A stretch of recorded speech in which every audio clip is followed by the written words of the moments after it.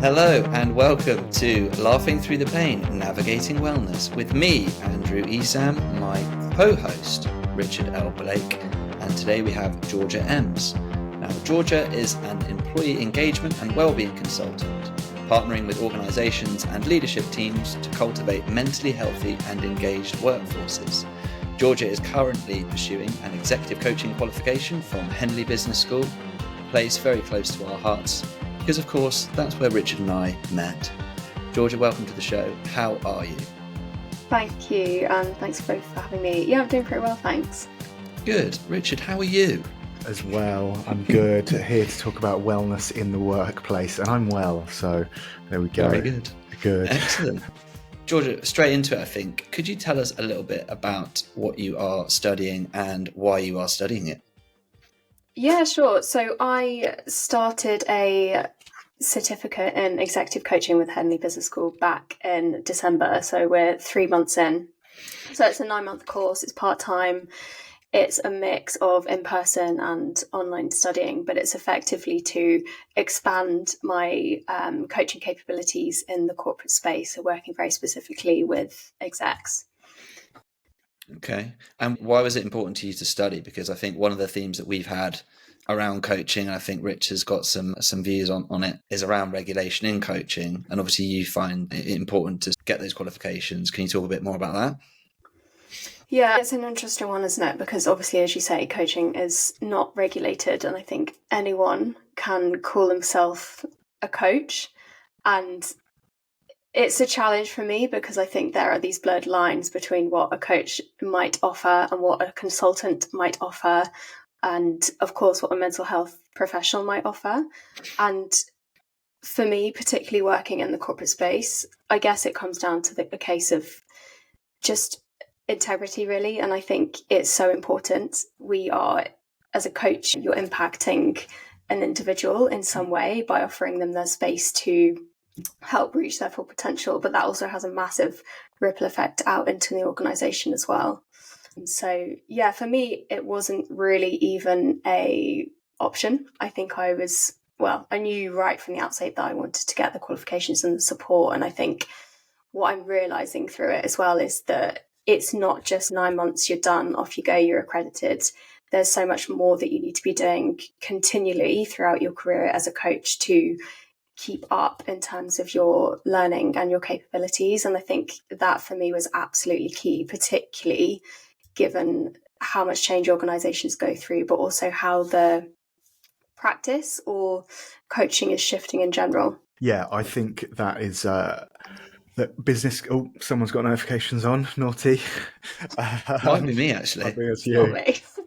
It was me, sorry. Uh-oh, naughty boy. Anyway, just as I was about to go into a serious point, no, business coaching, I think, is the least offensive of the life coaching world, in my opinion. I think that my big problem with the life coaching industry is underqualified people thinking they are qualified to talk about trauma and psychotherapy and things like that. And having done psychotherapy training and having a wife who's going through the rigors of psychotherapy training, seeing it's a 5-year process of a master's degree plus many clinical hours of clinical placements, and then a life coach can just do a weekend course and charge more than a psychotherapist. That kind of undercutting caused me a lot of issues. However, I also balance that with the fact that there's a shortage of 9,000 therapists in the US. So clearly the psychotherapists that are decent, there's work available for them, and we need more psychotherapists.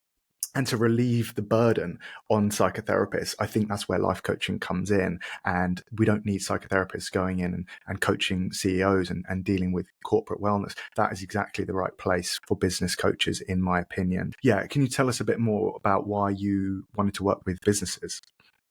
So, yeah, I can definitely tell a bit more about that. My background was actually in asset management. I was nowhere near the money. I was always on the other side of it. So initially in marketing and then more recently in HR roles, employee engagement roles. So I was doing that for the best part of 10 years. And then I took redundancy from the company that I was at 2.5 years ago. And I've always really enjoyed working in organisation. I think my experience of it was an interesting one, being in the asset management world. But what I realised and what I learned through that experience was that there is so much more that can be done to support employees, support leaders, and look at that in the context of the organisation and how that's actually affecting the bottom line. And if you can support the people within your business, if you can create these environments where they can thrive, and you can create high-performing teams who have learning and development plans and can reach their full potential, then of course it's going to positively impact the growth of the business. And I suppose that's always fascinated me, but then also the mental health piece of it has always fascinated me. I think, given my own experience of mental health and anxiety, I think not that I necessarily struggled through my work and through that environment, but I was definitely in an environment or a culture where initially it wasn't really the place to be talking about it. And I think this is going back 5-6 years ago, when it was still a little bit of a taboo to even talk about mental health in the workplace. And I think that's even more so in the asset management world and the finance industry, where things done over there, or that was my experience of it. It's something that HR do and HR deal with, rather than seeing it as a business imperative and something that's actually a huge support to the business in general. I was just going to say, I think that most businesses now would profess to care about the mental well-being and mental health of their employees, and this might be a bit cynical, but I don't think they give that much thought as to what that actually looks like. So I was wondering if you could tell us a bit what you think that looks like and what you're going to try and implement in these businesses. Support in terms of mental health support? Yeah, mental health support, and what it looks like to work in an environment where people actually care about your mental health. I think to talk about that, we can think about like mental health on a continuum, which we all know mental health exists on a continuum.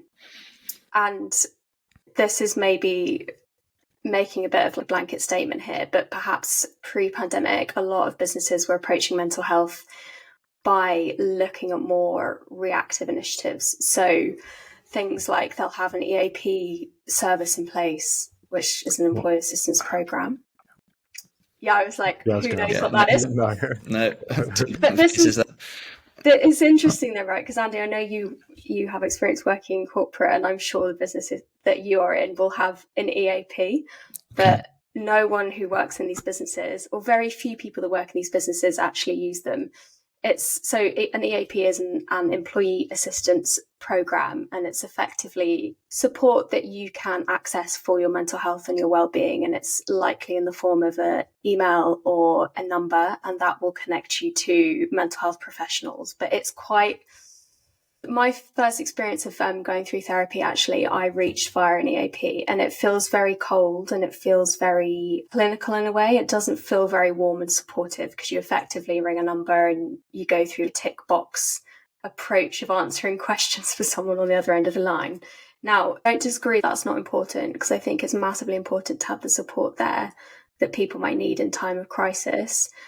But what we saw through the pandemic, or maybe even up until, was that people were experiencing burnout or stress or anxiety in the workplace, and they get to the point where it was actually a breaking point before they access these services.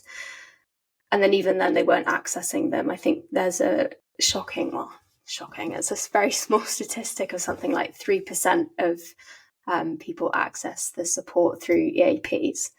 So that's one end of the support that could be given, but it's very reactive. It's very over there, as I've said. It's not integrated within the business, and it's not taking like a broader approach to it. What I like to do is work with organizations in creating more conversation around what good looks like in terms of both mental health and well-being, but also supporting employees in terms of how they can thrive and what that might look like for them. That's quite a broad topic. Yeah. Can we just go back to burnout, and can you tell us a little bit more about what you're seeing? Is it like, what are the trends? Are you seeing increases in burnout? Are you seeing greater people struggling with their mental health? Yeah, that's an interesting question, because I think that people who are self-reporting, or I don't like to use the word self-diagnosing, but are reporting symptoms of burnout or stress, I think that has increased, but I also think that is because people are far more open and aware of how they are feeling, and there are these environments where people can openly say, actually, I'm struggling, I need some support, I need some help. But I do think that it has increased for sure. And I think particularly coming out of the back of the pandemic and people adjusting to remote working, and we're now in this kind of hybrid situation for a lot of organizations where there are different challenges in place. But yeah, no, I definitely think there has been an increase for sure. Yeah, I listened to a really good Joe Rogan episode with, I think it's Abigail Shrier, and she's quite controversial because she's a psychotherapist and she thinks that psychotherapy is bad for people's mental health, effectively. Not everyone's mental health. She thinks if you have depression, anxiety, and actual, clinical problems, then psychotherapy is great. But she quoted this study where they created a mental health program for children in Australia, where they were just focusing on mental health for 2 years and emotion regulation, and they measured their levels of well-being before and after, and they were worse after. And her whole hypothesis is we're creating psychological hypochondriacs if we're always thinking, am I mentally healthy? Am I okay? What's my body like? What's my emotion strategy? What's my emotional well-being like? We're just constantly focusing on ourselves, which makes it worse, which is you're ruminating. Basically, rumination is one of the key symptoms of a mental illness. And the more we focus on ourselves, the worse our symptoms get. So her prescription for these types of things is a bit like when let's say you're walking on at the edge of a cliff and you're just thinking, don't fall off the cliff, don't fall off the cliff, don't fall off the cliff. You're more likely to fall off the cliff. Whereas if you just think walk straight ahead, you're more likely to walk straight ahead. So she wants people to do things more focused on exercise, ice baths, doing hard things, creating agency and things like that. So what do you think about that, Georgia? I think that's a really interesting point. I actually thought that you were going to say something else when you were explaining the results of the study, because I wonder that if there was more that was done in schools in terms of, I think it is now. I don't have kids or don't know anyone that has kids in school, but I think there is more that is done now in terms of raising awareness around just health and being in general, and particularly around emotions, what they are and how you can recognize them in your body, what that means, etc. But I do agree with you. I see the point around, I suppose, what we focus on. That's, if we increase our focus on that and we're increasing our focus on the negativity of things, then of course that's going to have an effect. Yeah, I think it's, as I say, when people are really struggling, that's when we have mental health programs for them. But for most people, they're fine, and they just need to they need to do lifestyle habits and things like that to maintain their mental health, instead of just constantly thinking about what could be wrong with them. Doesn't that come into the wellness piece then of what you're trying to do, in terms of you've got the mental health, but then wellness might sit alongside that, in terms of, I know you want to get away from just doing free gym memberships and stuff, but that part of employee wellness, pushing them towards healthier habits. Yeah, I definitely think that's a piece of it. And I think it's definitely shifting now, but I think there was a point in time where there was this misconception that mental health meant mental ill health. And I think that's perhaps where the taboo around conversations began, or just because there was this perception that it was just, it's when people are ill or when they're struggling, that's what mental health is. But yeah, that's exactly it. I think thinking about the other end of the continuum and creating environments where people can thrive and reach their full potential and grow and develop, that's not necessarily about always feeling 100% and always feeling wonderful, but it's about recognizing when you might need additional support, or when you might be struggling, or what you can do to support yourself or support others around you. And I suppose the way this shows up in the work environment is creating that space for open and honest conversation. And that's not just about talking about mental health, that's talking about what's happening in the team environment. How can we better support each other? How am I giving and receiving feedback? How am I having challenging conversations as a line manager or as a leader? And then at that leadership level as well, how engaged are our employees? Are they connected to the mission and the values of the business? And do they understand a purpose? And do they understand how they fit? So I think that's a key piece of it. I really do. Yeah, those relationships, I think, make such a big deal when it comes to mental health. I think I can remember someone saying in psychotherapy and life coaching, everyone is a relationship coach. I remember someone saying, I want to be a relationship coach. And the person was just like, don't worry, everyone's a relationship coach because that's what we're coaching people on, or that's what we're dealing with. Yeah, can you give us, let's say we've got a line manager listening. What would you say to them about being a better line manager? How could they implement that in their day-to-day work? How can you implement being a better line manager? I think the relationship piece is key. I think recognizing the relationships that they have individually with each of their teams, but also how they're creating trust and psychological safety in that team environment as well. I talk a lot about creating environments where every individual can be seen and heard and valued. And I think that it's interesting because you can say a lot about it, or line managers can say that they're doing that, but actually actions speak louder than words. And I think there's a lot of this comes back to role modeling as a line manager. And I think if you want people to have open conversation, then you have to be the one that opens the door for that and goes first. And it's the same as giving and receiving feedback and having difficult conversations. People won't do it unless they can see that it's safe to do. I think that's a big thing right now. It's bringing everyone down to the same level. And yes, there are a lot of organizations where that structure's in place. And of course, that will always be the way. But we're humans at the end of the day. And how can we encourage these human to human interactions, particularly through remote working as well? It's like, how are we connecting and creating that sense of community through the work that we're doing as well? Do you have any actionable tips for any of that kind of stuff? Because what's coming to mind for me is when I had to first have my difficult conversation with my line manager. So a coach said to me, make sure you speak in I statements. So you say, I feel like I'm not being appreciated, instead of you're not appreciating me. Anything else like that? Yeah, the iMessage structure is a winner. I think recognizing, and it's linked to that, but recognizing the difference between intent and impact. And then have either of you heard about, it's like a conversation structure or a thing called staying your side of the net? Nope. That's good though. So this is cool. Richard never stays his side of the net. He's always over people's sides of the court. So this is probably, listen up, Rich, yeah? Is this about tennis, or is this about our relationship? So when you are approaching a challenging conversation, or if you're approaching a feedback conversation, the idea is that you stay your side of the net, in terms of before you have that feedback conversation or that challenging conversation, you don't know what the intent of that person's words or behaviours or actions are. You only know the impact on yourself or your team and the observable behaviour. Staying your side of the net would, exactly as you say, Rich, is staying with the I message structuring. So this happened and I feel this, or I'm wondering if, or I feel frustrated because, or I want to have this conversation because it's not, you're frustrating me, you haven't done this, you haven't done that. It's not accusatory at all. It's just recognizing the impact that it's had on you, rather than moving into that space of making assumptions as well.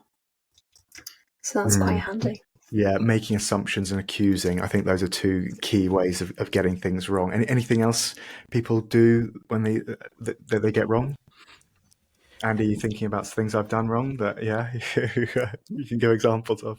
No, I'm actually not. My first reaction is that I think, even with the best will in the world, and it's not relevant to the company I work at now, but I don't think, even with all the tips available, certain line managers are going to be capable of this. To be honest, it's just not in their DNA to be that open, vulnerable, caring, compassionate. They might have got to a managerial position because they're just exceptional at their job, and that's okay.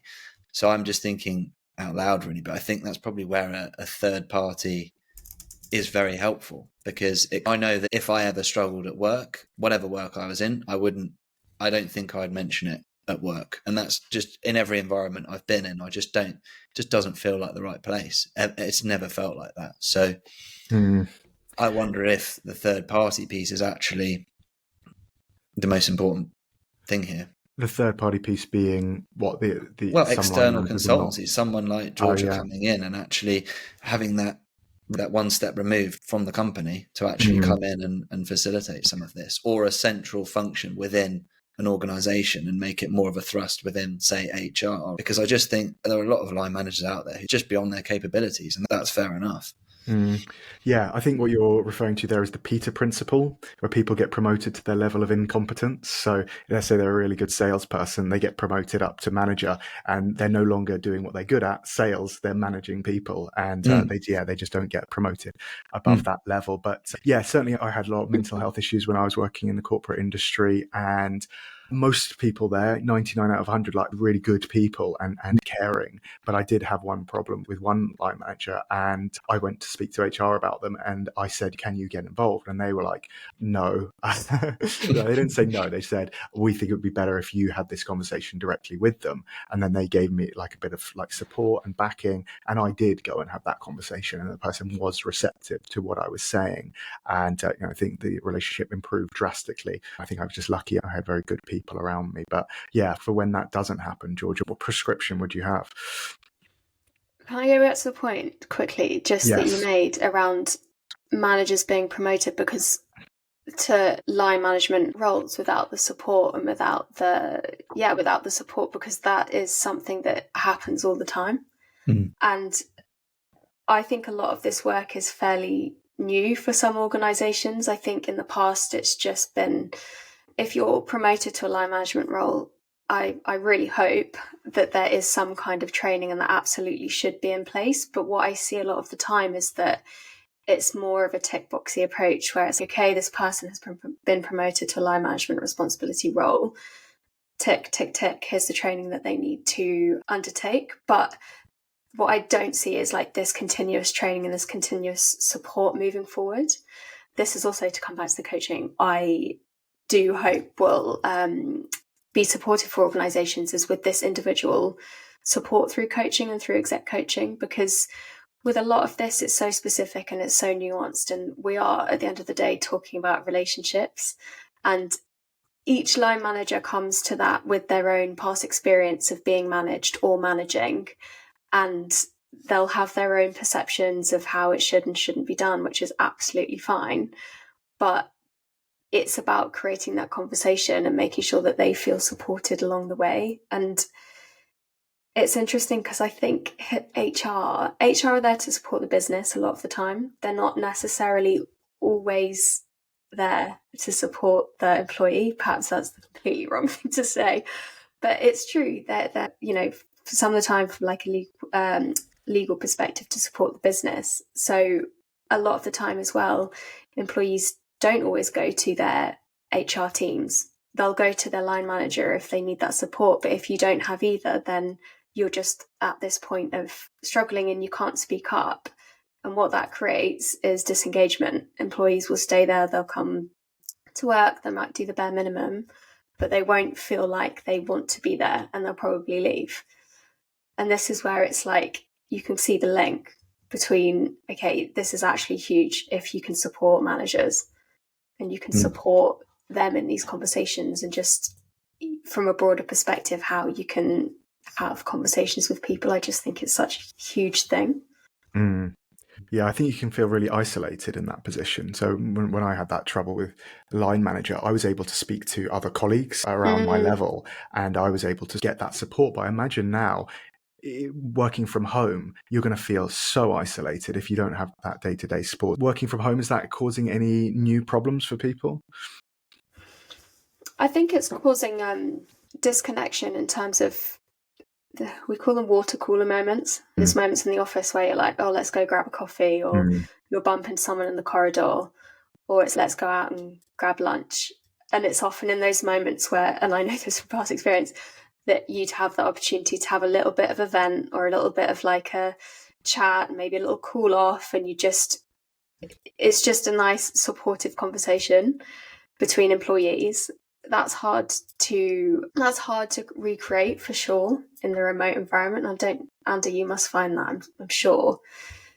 Yeah, I think that's definitely true. I think that we haven't quite got the reintroduction to workplaces, and I think that the impact of working amongst other people has been lost along the way, and people have got responsibilities to take for that as well. Everyone moving out of town and setting up their lives to not come into the office anymore, that's going to have impact on the workplace.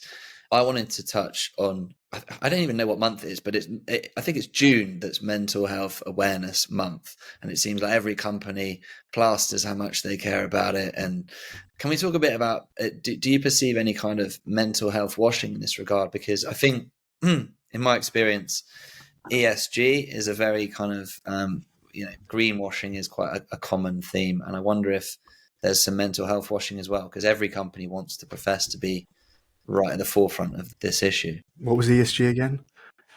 Environmental and social. What's the G? It's gangsters? Gangsters. Yeah, I think it's gangsters. Yeah. Environmental and social gangsters. Yeah, ESG. Oh no, isn't it governance? Governance. Environmental, social Right. good. That's the one. Yeah. And We'll gangsters. go with gangsters. Double G. Yeah. So what I think, is it just a kind of, June seems like an opportunity to blast how much everyone cares about it, and then it just disappears for the rest of the year. I wonder if that's just my perception. So what's my thoughts on awareness days? Is that the question? Wellness washing. What's your thoughts on wellness washing? Is Yeah. there a bit of that? Because I don't think any company in the cold light of day would say, do you know what, we don't actually care about our employee wellness. We just care about bottom mental line. health. Yeah, we care about the bottom line, and we actually don't really think about the wellness of our employees at all. Yeah, I don't think anyone can say that in this day and age. There'd be absolute outrage, wouldn't there? I think that with a lot of this, actions speak louder than words, like just with everything. And I think it's all very well saying that as an organisation you support employee wellbeing, but if you are someone who works within that organisation, how supported they feel, and they say not at all, or I have no idea what support's available to me, then nothing's taking place and nothing's happening. Is there any kind of central regulation for any of this? So I'm just thinking of I'm going to say another acronym, I don't know. FCA, for Financial Conduct Authority.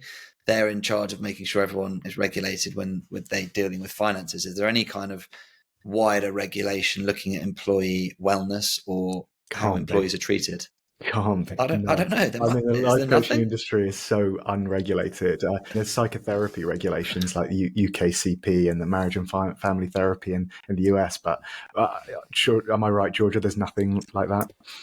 The thing that springs to mind as you say that, and I don't know why it springs to mind, but most organisations will have risk assessments in place. And there is a piece that's part of that which kind of focuses on health and well-being of employees, but it's very high level. It doesn't go, it wouldn't go into like specific detail as such. But no, all right, well, Georgia, then I don't know the answer to that, but there probably should be. Well, it seems to me that every organisation is at a different point with it, I think. And even just if you think about awareness levels, I think it differs massively from organisation to organisation. So, all right, Georgia, if you were running a company, getting into the details, tell us the things you would implement. What would you do to ensure employee well-being? How many breathwork sessions per month would you prescribe? I knew you mentioned breathwork. I knew it. What about diet, gym memberships, health insurance? Yes. How much are you going to pay me? And when can I start?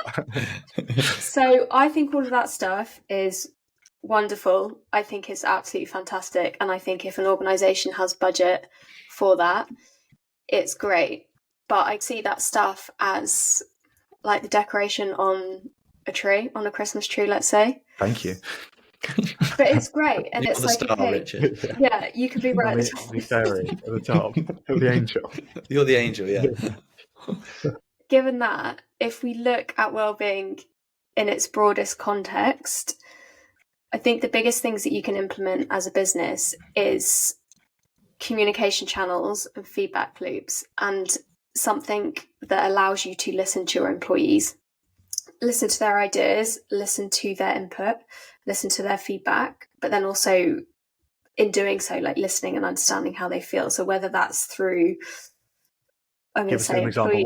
What's the best way to do that? I mean, I almost stopped lunches. You're like, what kind of thing? I stopped myself because I was going to say, this is what I used to do in my old role, but employee engagement surveys. So I don't know if either of you have experienced these, where you'll get a survey every quarter or every half year or every month if you're lucky, and it's like, how do you feel on a scale of 1 to 10 with these different markers, etc., etc.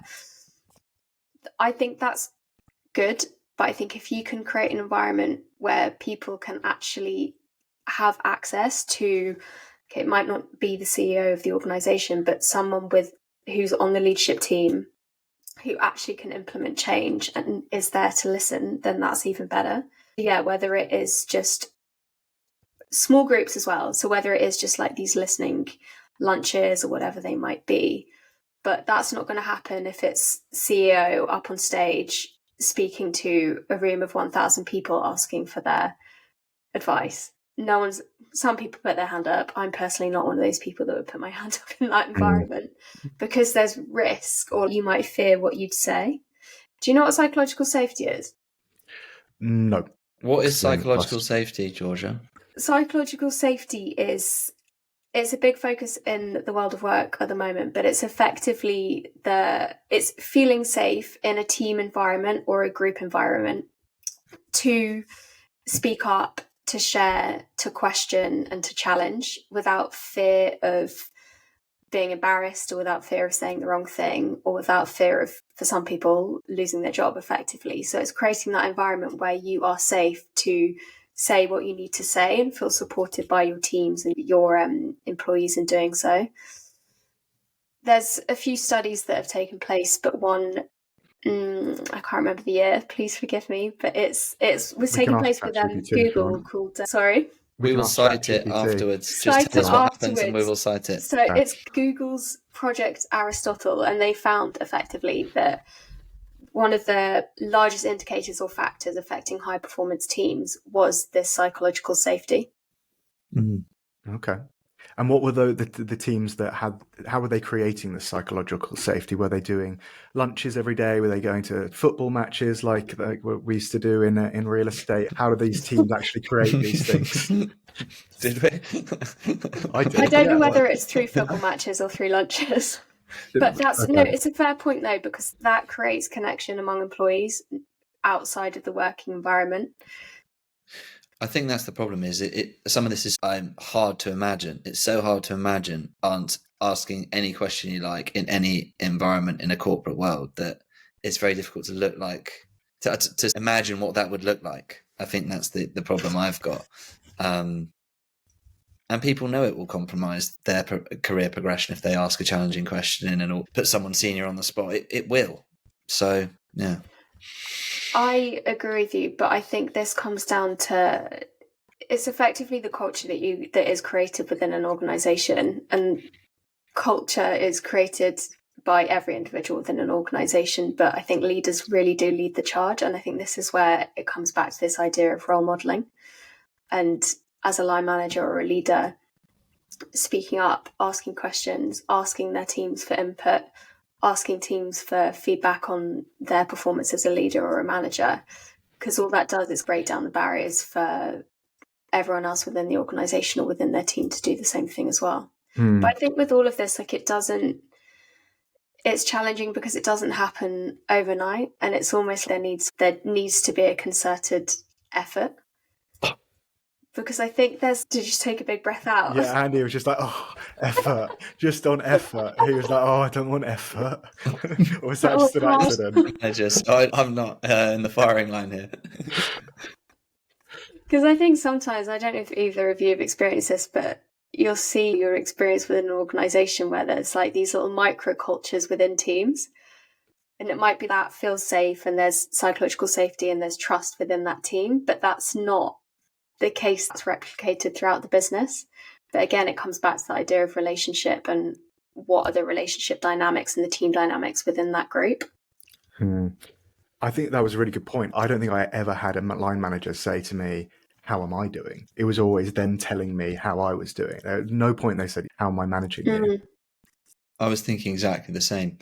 I wonder if is there any kind of pattern to do with the different industries? So financial services, is that worse than maybe some of the newer industries like tech, because it is kind of more modern industry? I think that industries like financial services, maybe there is a little bit more, there's probably like a higher barrier to entry than some of like tech startups, those kind of organizations for sure. But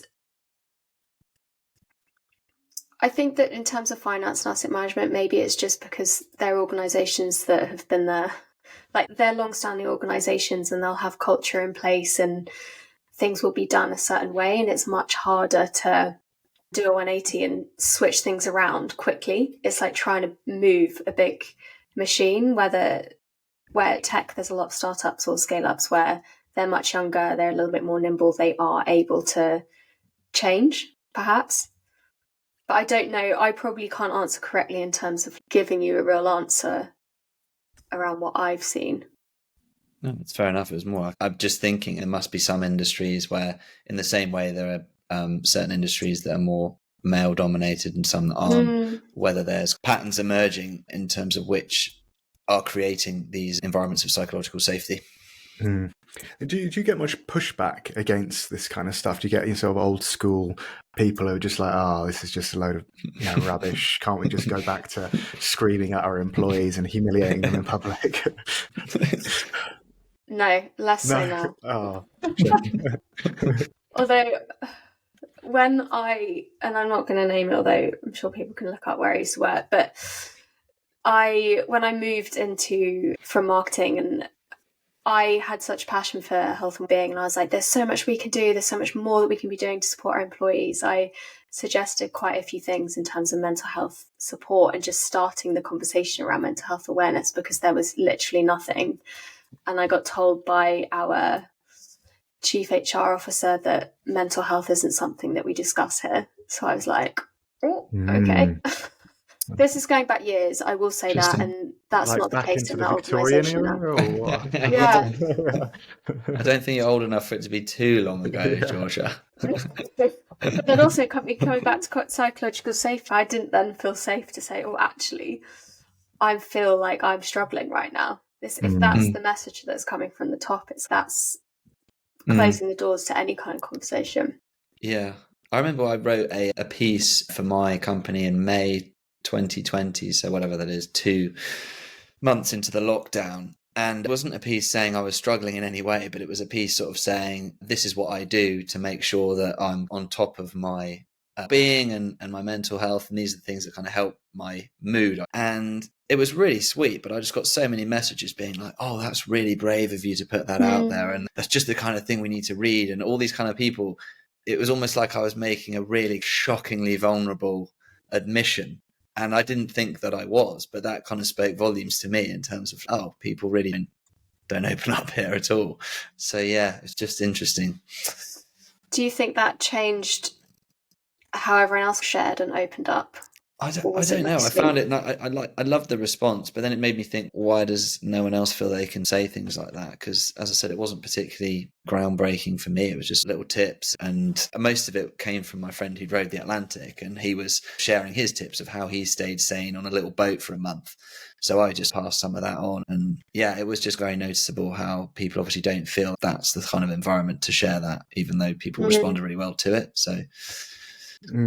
Yeah, I think it's an interesting place in time where only a few years ago, any talk of mental health was filled with stigma, filled with this person may be crazy. They're a bit sad, but probably they're crazy. It's a lot of people's suspicion, to now with the younger generation where having some kind of mental illness is like a badge of honor. It's, I can't do this because of my spectrum disorder, my depression, my light sensitivity. And it's, yeah, I think with the pendulum has swung so far back in this other generation where now, if you've seen that South Park episode where Cartman gets a job, he has to take mental health days from his ice cream parlor job. And he's obviously just abusing that system. Yeah. Any thoughts on that pendulum swing and the abuse of mental health excuses, Georgia?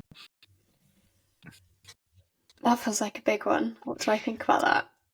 I think it's definitely something that businesses see, and I think it's definitely something that is happening and is prevalent. I think it's interesting though, because it's also, in my mind, there's a line in terms of how much an organisation can do or support in terms of employee well-being, because at the end of the day, there might be some people there, but the vast majority of line managers, leaders, employees within a business are not mental health professionals. So it's their role it's not their role to support in terms of offering advice and offering treatment. It's their role to signpost. But I do think that opening the conversations and then creating more awareness with it, and perhaps it's just like you were referencing right at the start, Rich, in terms of the kids who were focusing on their well-being, if they're focusing on the negative aspect of it, that was just growing. Maybe that is just the case. Yeah. Yes, I think it definitely is the case. Sorry for that. That was quite a loud siren in the background, listeners. But yeah, this woman on the Joe Rogan show was basically saying, yeah, when we focus too much on the negatives, we create these hypochondriacs. And I guess there are also malingerers. That word malingerers was people who faked mental illness. Back then, they were generally people who had shell shock or PTSD from World War One and World War Two. But I think there are also people who just don't really want to work and want to get paid and want to make excuses and things like that. But yeah, calling that out is an almost impossible job. Yeah, I feel like, how would you call that out? How can you, because it feels a little bit accusatory. Yeah, for sure. 100%. The stakes are too high if you get it wrong as well. Yeah, frankly. yeah, absolutely. Yeah. I was going to ask, what's next then, Georgia, after your course? What is your kind of vision? What's your goal?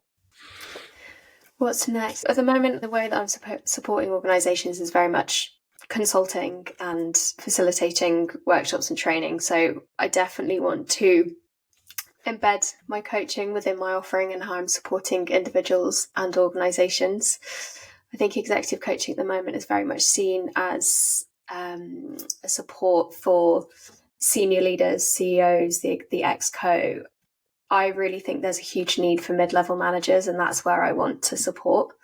I really do think they are so important within a business, but they're not getting the help and the support and the training that they need. So that's definitely where I want to get to with my coaching. So yeah, watch this space with that. But in terms of coaching, it's a never-ending journey. I know I've got this course is 9 months, but that's just the course. I won't become accredited until there are a whole host of different things I need to do, including getting so many hours coaching, mentor coaching. There's additional assessments, exams. So yeah, that will be my next step.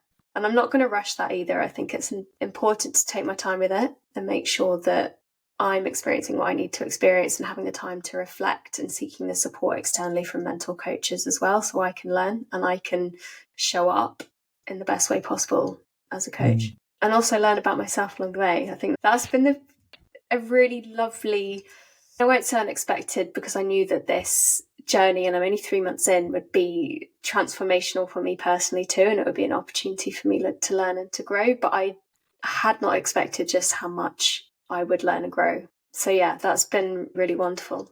And that's all down as well to the amazing people that are on my course and the coaches and the leaders that I get the opportunity to learn with. So yeah, it was a very long-winded answer too. I know, it's fantastic to hear. And I think that's a big part of why I did coaching and then psychotherapy is to work on my own stuff. You do learn so much. And at the same time, again, going back to the Joe Rogan episode, it was a really poignant one. With life coaching schools as well as psychotherapy schools, you do find some characters on there who are like, please don't become a psychotherapist. There are some really messed up people who are there just because they've got their own issues. And yeah, I'm not going to ask you to call anyone out on your course, but yeah, it definitely is something I like to highlight. Is it's that saying, what do you call a medical student who graduated bottom of their class? A doctor. And it can be quite frightening to think about psychotherapists and life coaches who are they really shouldn't be coaching lives. They really shouldn't be psychotherapists and things like that. But yeah, I'm sure everyone knows someone who's that kind of person. Messiah complexes, narcissistic personality disorders. It's pretty rife in the life coaching industry, certainly on Instagram. If you ever do want a shortcut, Georgia, Rich is actually in the top 100 coaches in the world. Are you actually? No, absolutely not. Someone tried to scam him and say, we're going to put you in a list. I got approached on Instagram by someone we've nominated you as top 10 life coach in the world. And I was like, oh, okay, great. And then we had this conversation. I was like, oh, what was it that boosted me to number 10? They're just like, oh, we just love what you're putting out there. And I was like, oh yeah, which things was it? And they're like, we like your articles. I was like, any articles and which articles? And we're just going back and forth. It was obviously just a marketing scheme. They were just like, just give us $500 and we'll put you in our top 10 list. But yeah, that was one of our BS of the week type stories. Gosh. Yeah. That's so concerning though, because I'm sure that there are many coaches out there who would be like, oh my God, amazing. Yeah, of course. It's going to make me look great, or I'll pay you the money. Can I be at number 10? Yeah. It makes me want to find the other 9, to be honest. That's the first thing I want to do. I wonder who's in that, because also there is 0 criteria. Yeah. And they're not assessing any of your work. It's they just saw that I used to be a life coach and just sent out a blanket email. Yeah. This is the trouble with the internet though as well, and with social media. It's like anyone can be whatever they want to be. Yeah. It's a bit like breathwork. You get all sorts. We certify people as breathworkers on this podcast. We do. We do actually? Yeah. We can certify you right now. Have you ever done it? Whilst you were talking, I was certifying you. Yeah, while you were talking, I was like, should I certify it? Yes, certified. That would actually be great, because I would love to offer that. Okay, good. As the Christmas tree decoration. Fine. In all seriousness, if anyone does want to do a life coaching certification, don't do it with me. Do it with Alan Dolan, breathguru.com. They actually do very good trainings. Breathwork, not life coaching. Yeah, exactly. Yes, indeed. All right. So, Georgia, you're on Instagram, aren't you? You're big time on Instagram. Where do people find you? I wouldn't say big time. I actually hang out a bit more on LinkedIn these days. Just like Andy. Okay. Yeah, just Andy's like me. On LinkedIn. Huge on LinkedIn. I love it. LinkedIn's quite good. Okay. No, but it's just, on Instagram. What's my handle? Georgia.Ems. Georgia.Ems. Yeah. And then LinkedIn, it's just me, Georgia Ems. Just me, Georgia Ems. And where do we find us, Rich? We find us at Laughing Through the Pain, Navigating Wellness on all good podcast hosting platforms. And bad ones. And rubbish ones and mediocre ones and all of them. Yeah. And YouTube as well. You can find us on YouTube as well, where you can watch the videos. And I'm at The Breath Geek on Instagram. And Andy is andrew.esam on Instagram. I need to check. I think it's Andy Esam. Andy all run Esam. Together. Surname Esam. Yeah, baby. All right. I've actually had a few more followers. Thanks for following me. Thanks. Yeah, well done. They all follow Rich, and then they're just like, "Oh, who's this guy? Who's this cute I think Clark I'll Kent follow looking him." guy? Yeah. The glasses are actually blue light blocking. I don't have time to talk about the effects of those, but you can educate me on what blue light blocking We is. should do a podcast on that. Yeah, I will actually. Yeah, just on my own. Yeah, the solo side. Good. Thanks very much for coming on, Georgia. Thanks, Georgia. Very much. Appreciate it. All right, and thank you, listener. Cheers. Bye. Until next time. Bye. Bye.